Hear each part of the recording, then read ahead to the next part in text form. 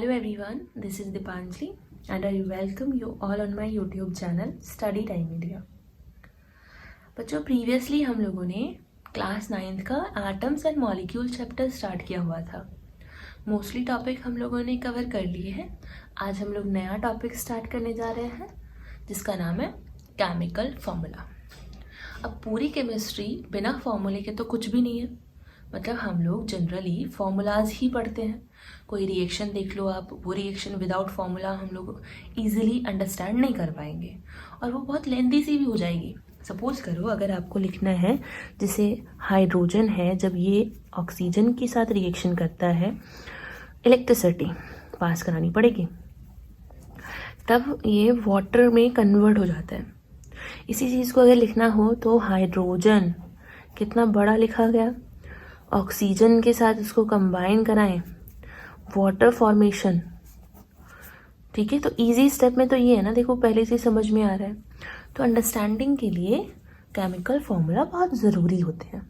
ठीक है, वो इजी बना देते हैं हमारी स्टडी को। अब डिफाइन करके देखें, जैसे फॉर्मूला तो हमने देख लिया, ये हाइड्रोजन का फॉर्मूला है, ऑक्सीजन का है, वाटर का है। ऐसे सोडियम क्लोराइड नमक का फॉर्मूला हो जाता है, C6H12O6 ग्लूकोज का फॉर्मूला हो जाता है। ठीक है, चलो डिफाइन करते हैं एक बार। तो chemical formula represent the composition of a molecule. एक मॉलिक्यूल किस किस चीज़ से बना है ये बताता है केमिकल फॉर्मूला। ये एक मॉलिक्यूल किस किस चीज़ से बना है ये बताता है। तो ये बना है हाइड्रोजन और ऑक्सीजन से, but in terms of the symbol बना है ये तो पता चल गया, लेकिन सिंबलिक फॉर्म में बताता है, सिंबॉलिक फॉर्म में बताता है, ऐसे नहीं। ठीक है, symbolic form of element present in it, जो भी इसमें प्रेजेंट रहेंगे। तो इजी है डेफिनेशन, भाई मॉलिक्यूल की कंपोजिशन बताता है, वो भी सिंबॉलिक फॉर्म में बताता है। ठीक है, अब ये जो केमिकल फॉर्मूला होता है ये हमें दो चीज़ों के बारे में बताएगा जनरली। एक तो नंबर ऑफ एलिमेंट, कितने एलिमेंट एग्जिस्ट कर रहे हैं उस फॉर्मूले में। तो देखो अगर हम वाटर की ही बात करें तो हाइड्रोजन के कितने हैं, 2, ऑक्सीजन के कितने हैं, 1। तो सिर्फ फॉर्मूला अगर लिखा होता ना वाटर ऑक्सीजन तब नहीं पता चलता जनरली, लेकिन फॉर्मूला देखकर हम बता सकते हैं नंबर ऑफ एलिमेंट। साथ में हमें ये भी बताता है कि नेचर क्या है एलिमेंट का, वो मेटल्स हैं, नॉन मेटल्स हैं। ऐसे जैसे हाइड्रोजन ऑक्सीजन दोनों नॉन मेटल है, तो नेचर भी बता देता है कोई भी केमिकल फॉर्मूला। ठीक है, अब जो आयनिक कंपाउंड्स होते हैं, आयनिक कंपाउंड्स, आयंस में बोल रही हूँ, आयंस 2 तरह के होते हैं, positive ion, negative ion. Positive ion को हम क्या कहेंगे, कैटायन। नेगेटिव आयन को हम क्या कहेंगे, एनायन। तो ये पॉजिटिव नेगेटिव आपस में कंबाइन होते हैं और जनरली आयनिक कंपाउंड को बनाने के लिए मेटल और नॉन मेटल 2 चीज़ों की ज़रूरत पड़ती है। तो क्या बताया हमने कि आयनिक कंपाउंड्स जो होते हैं, आयनिक कंपाउंड वो मेटल और नॉन मेटल दोनों साथ में लिखते हैं क्योंकि दोनों को कंबाइन करने पर बनते हैं। तो मेटल्स और नॉन मेटल्स को आपस में कंबाइन करने पर बनते हैं ionic compound. Let's take an example. So sodium chloride, इतना गैप नहीं होना चाहिए, आप साथ में लिखना। ठीक है, सोडियम क्लोराइड, सोडियम क्या होती है, मेटल, क्लोरीन क्या होती है, नॉन मेटल, आपस में हुए कंबाइन। और पता है नाम लिखते वक्त में क्या करते हैं, सोडियम ईजिली, लेकिन जो नॉन मेटल है ना उसका नाम लिखते वक्त में हम एक सफिक्स यूज़ करते हैं, आइड। इस सफिक्स को ऐड कर देते हैं, जैसे sodium chloride, sodium oxide, sodium sulphide. Ide word हम यूज़ कर सकते हैं, आइट यूज़ कर सकते हैं। तो ज़्यादातर जो जनरली चेंज होते हैं नॉन मेटल के नाम में पीछे हम कोई सफिक्स जोड़ देते हैं। तो ये तो हो गया हमारे केमिकल फॉर्मूला का थोड़ा सा इंट्रोडक्शन। अब बात कर लेते हैं एक स्पेशल टॉपिक के बारे में। ठीक है तो इसी से रिलेटेड है। ठीक है, नाम के ही बारे में बताएंगे कि नाम कैसे लिखा गया है। चलो देखो, हमारे इस अर्थ पर 118 एलिमेंट्स प्रेजेंट हैं, 118। इनमें से सब एलिमेंट की कुछ ना कुछ पावर होती है, मतलब सबकी कुछ ना कुछ कैरेक्टरिस्टिक्स हैं, फिजिकल प्रॉपर्टी होती हैं, केमिकल प्रॉपर्टी होती हैं। अब उनमें से एक प्रॉपर्टी है जिसे हम कहते हैं इलेक्ट्रोनेगेटिविटी। इलेक्ट्रोनेगेटिविटी, ठीक है, इलेक्ट्रोनेगेटिविटी। अब जैसे मैं बात कर लेती हूँ इलेक्ट्रोनेगेटिविटी वैल्यू है, जैसे हाइड्रोजन है ना, उसकी इलेक्ट्रोनेगेटिविटी 2.1 होती है। ऐसे ही अगर कार्बन की देखें तो 2.5 है। जस्ट टेलिंग यू, एंड हम लोग अभी समझेंगे इसको। नाइट्रोजन की 3 होती है, पता है, क्लोरीन की भी 3 होती है, और कौन बच्चा, ऑक्सीजन की होती है 3.5। फ्लोरीन मोस्ट की मैंने आपको बता दी, ये इलेक्ट्रोनेगेटिविटी वैल्यू है, ठीक है। अब ये होता है क्या है कि जब एलिमेंट आपस में कंबाइन होंगे, जनरली मैं नॉन मेटल का एग्जांपल ले रही हूँ, जैसे अगर हाइड्रोजन को क्लोरीन के साथ कंबाइन होना है तो एसिड बन जाता है हाइड्रोक्लोरिक एसिड। अब ये आपस में शेयर कर रहे होंगे भाई इलेक्ट्रॉन्स को, तभी तो बॉन्ड बना है, शेयर करते होंगे, है ना। तो यहाँ पर हाइड्रोजन ने एक शेयर किया होगा, क्लोरीन ने भी एक शेयर किया होगा।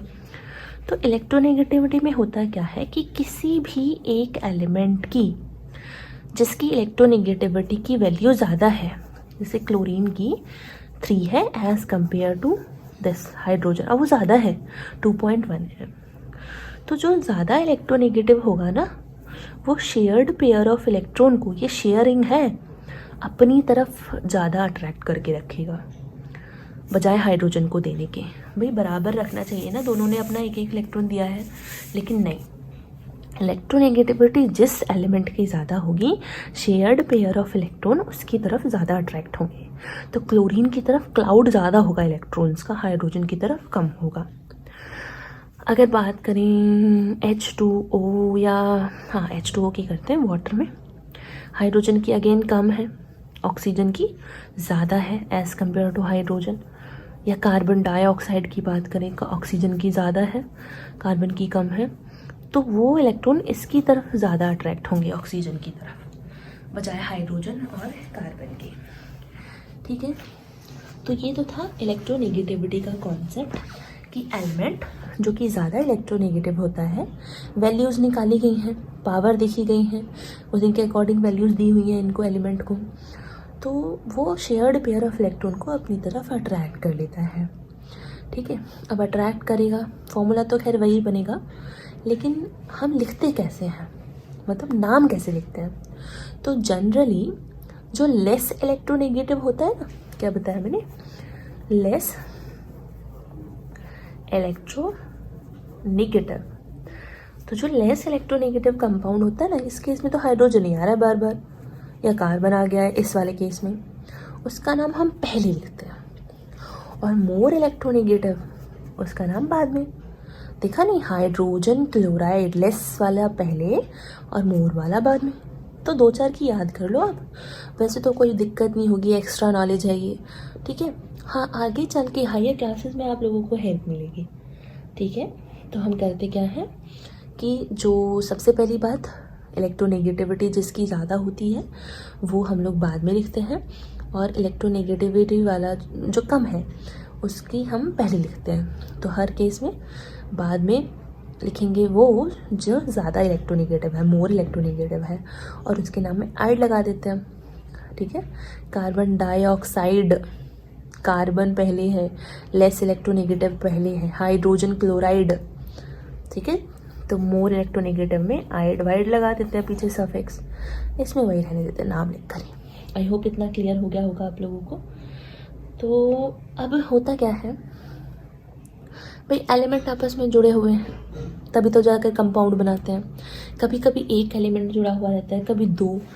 तो अगर एक एलिमेंट जुड़ा है, मैं ये बता देती हूँ आपको, जैसे कार्बन है, कार्बन के साथ ये जुड़ा हुआ है, तब पता है हम लोगों को प्रीफिक्स लगाने की ज़रूरत है। ये जो नॉन मेटल है ना, इसके नाम के आगे प्रीफिक्स लगाने की ज़रूरत पड़ती है, ठीक है।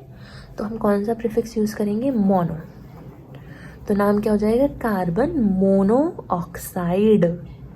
मोनो मतलब एक ऑक्साइड है, कार्बन को छोड़ो। और हाँ, जो पहला होता है ना उसके आगे नहीं लगाते प्रीफिक्स, जो दूसरा हम लोग नाम लिखने वाले होते हैं उसके आगे लगाते हैं। कार्बन डाइऑक्साइड, अगर 3 हो जाते हैं, जैसे कि SO3 है फॉर्मूला, तो ट्राई ऑक्साइड, ठीक है। और अगर आ जाता है PO4 है तो फॉस्फोरस टेट्रा ऑक्साइड, 4 को क्या कहेंगे, टेट्रा। पेंटा भी होगा, ठीक है, जैसे PCl5 है, फॉस्फोरस पेंटाऑक्साइड। तो पेंटा, हेक्सा, हेप्टा ऐसे हम लोग लगा देते हैं प्रीफिक्स नाम के आगे। Mono, die, try. मोनो 1 के लिए, डाई 2 के लिए, ट्राई 3 के लिए और टेट्रा 4 के लिए, पेंटा 5 के लिए। ऐसे हम लोग यूज़ कर लेते हैं। आई होप इतना क्लियर हो गया होगा आप लोगों को। तो ये हम लोग प्रीफिक्स लगाते हैं कब? जब हमें नाम लिखना होता है अपने कंपाउंड का, और ज़्यादातर बाइनरी कंपाउंड बनाते हैं। 2 नहीं जुड़े हुए हैं, 2 आपस में, यानी बाइनरी कंपाउंड है ये, 2 आपस में जुड़कर बना रहे हैं। कभी कभी तो ऐसा होता है कि 2 सिमिलर होंगे, जैसे कि नाइट्रोजन और ऑक्सीजन है, इनको मिलाने पर हम बहुत सारे डिफरेंट कंपाउंड बना सकते हैं। एक को बनाएंगे, जैसे कि नाइट्रोजन मोनोऑक्साइड हो गया, नाइट्रोजन मोनोऑक्साइड। अगर 2 के साथ जोड़ दोगे नाइट्रोजन डाइऑक्साइड हो जाता है। अगर 3 के साथ हो जाओगे नाइट्रोजन ट्राइऑक्साइड हो जाएगा, है ना। देखो ये वाला, ठीक है, डाई नाइट्रोजन ट्राइऑक्साइड हो जाएगा। अगर हम ये फॉर्मूला भी बन जाता है इसके साथ, डाई नाइट्रोजन, 2 नाइट्रोजन है ना, और ये क्या है हमारा टेट्रा ऑक्साइड हो जाएगा, ठीक है। और N2O5 भी एक फॉर्मूला बन जाता है। तो देखो एक ही है, सिर्फ नाइट्रोजन ऑक्सीजन है, जुड़ रहे अलग अलग है वो, तो ऐसे फॉर्मूला बन जाता है। तो हमने क्या क्या बात की, हमने डेफिनेशन देखी, सिंबॉलिक फॉर्म में हम किसी भी मॉलिक्यूल को रिप्रेजेंट कर रहे हैं। नंबर ऑफ एलिमेंट भी पता चलते हैं, नेचर ऑफ एलिमेंट भी पता चलता है। Ionic compound metal non metal को आपस में मिलाने पर बनते हैं। नॉन मेटल भी आपस में मिल जाते हैं, जैसे ऑक्सीजन गैस मिल जाती है, O2 को मिलाने पर H2। कार्बन ऑक्सीजन दोनों नॉन मेटल हैं, बना सकते हैं ऐसे। फिर हमने देखा हमें प्रीफिक्स यूज़ करने की ज़रूरत पड़ती है according to number of element. और इलेक्ट्रोनेगेटिविटी की देखी कि शेयर्ड पेयर ऑफ इलेक्ट्रॉन को अपनी तरफ अट्रैक्ट करने की पावर।